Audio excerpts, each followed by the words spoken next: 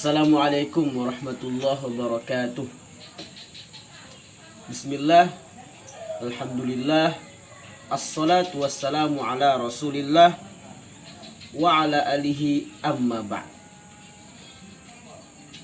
Dalam kesempatan kali ini saya akan mengangkat sebuah kisah dari seorang yang besar, namanya seorang yang sangat memiliki ilmu yang hebat, sangat memiliki ilmu yang mumpuni dalam bidang tasawuf.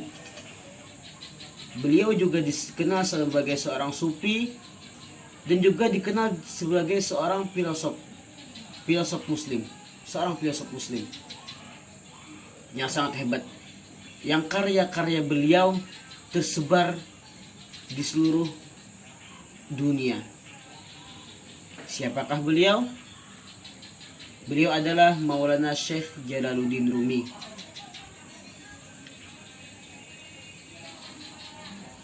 Melihat dari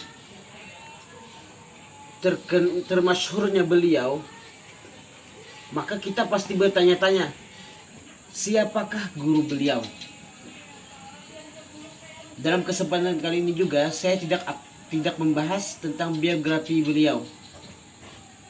Saya akan membahas bagaimana pertemuan Maulana Syekh Jalaluddin Rumi dengan guru beliau. Oke.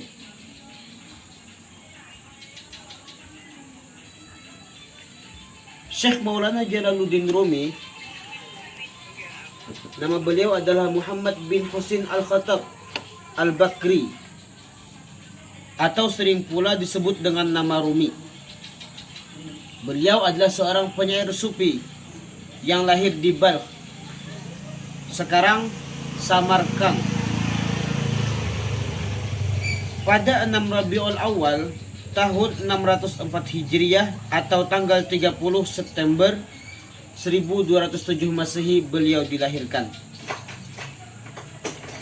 Ayah beliau yang masih merupakan keturunan Abu Bakar bernama Bahauddin, sedangkan ibunya berasal dari keluarga kerajaan Khawarz.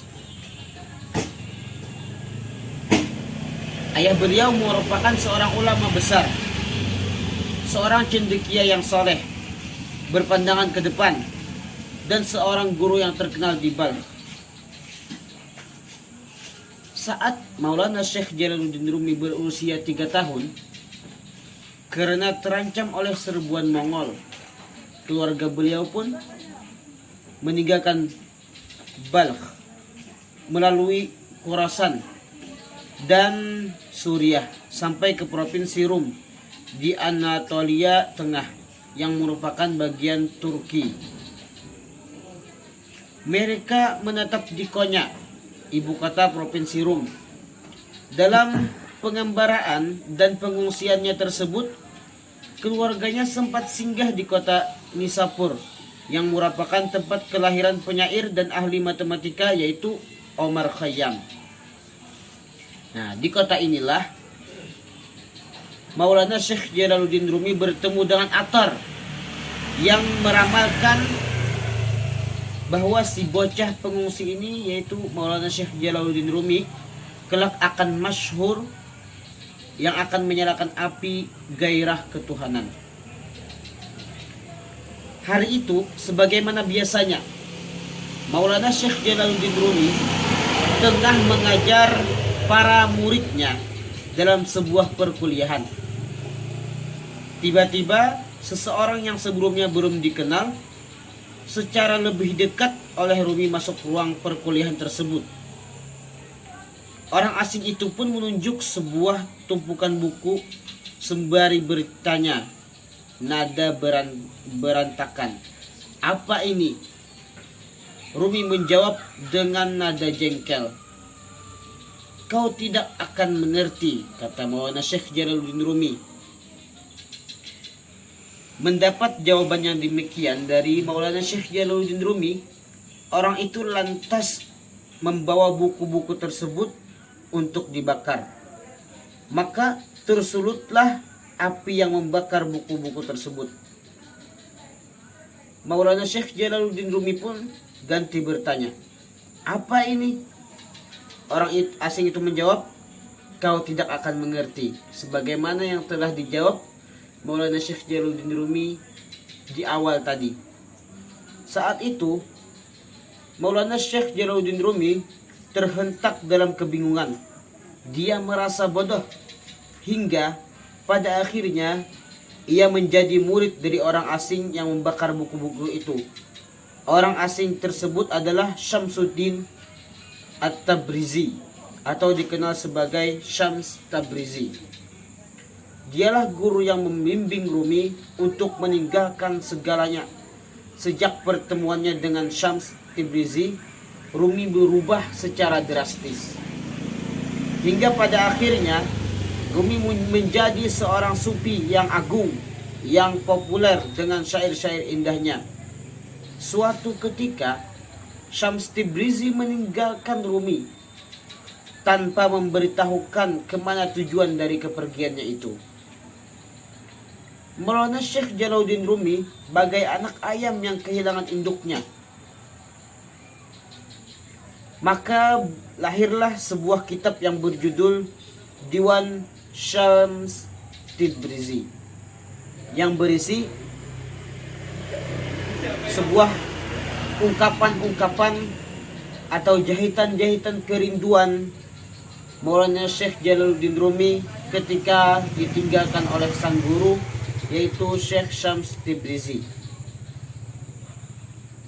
Lalu pada tahun 1244 Masehi, Maulana Syekh Jalaluddin Rumi bertemu dengan Syekh spiritual ini, Syamsuddin dari Tabriz, yang mengubahnya menjadi sempurna dalam ilmu tasawuf.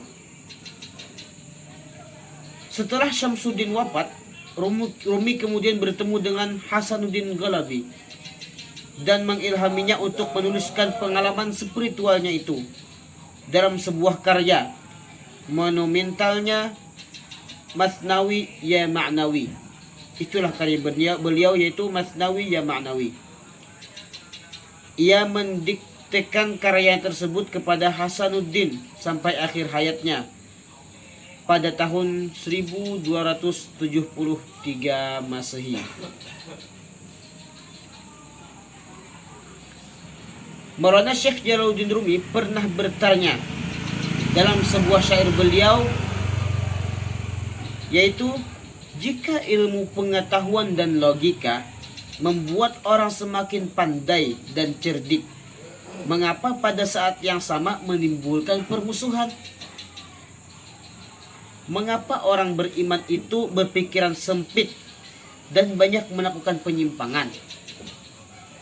Apakah pandangan sempit merupakan sifat ciri para pendiri agama besar? Apa sebenarnya nilai kitab suci bagi orang beriman? Apakah hanya untuk dibaca dengan suara merdu dan tidak untuk ditafsirkan dalam rangka menjawab realitas kehidupan? Mengapa orang beriman yang tahu isi kitab suci itu gagal dalam tindakan dan muamalahnya? Maulana Syekh Jalaluddin Rumi mengombinasikan tiga hal sekaligus: mempunyai visi spiritual yang mendalam sekelas Buddha atau Yesus, mempunyai refleksi intelektual yang luas seperti Plato atau Aristoteles, dan mempunyai kemahiran dalam menemukan kata-kata indah seperti dalam menemukan kata-kata indah yang diambil dari beberapa syair. Ya, itulah kisah Maulana Syekh Jalaluddin Rumi saat bertemu gurunya,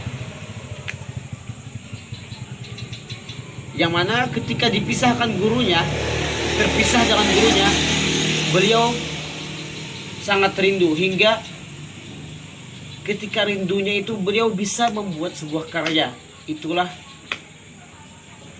Ghazal, yaitu jahitan-jahitan kerinduan, cinta-cinta yang selalu terjahit bagaikan sebuah baju yang dijahit dengan rapi.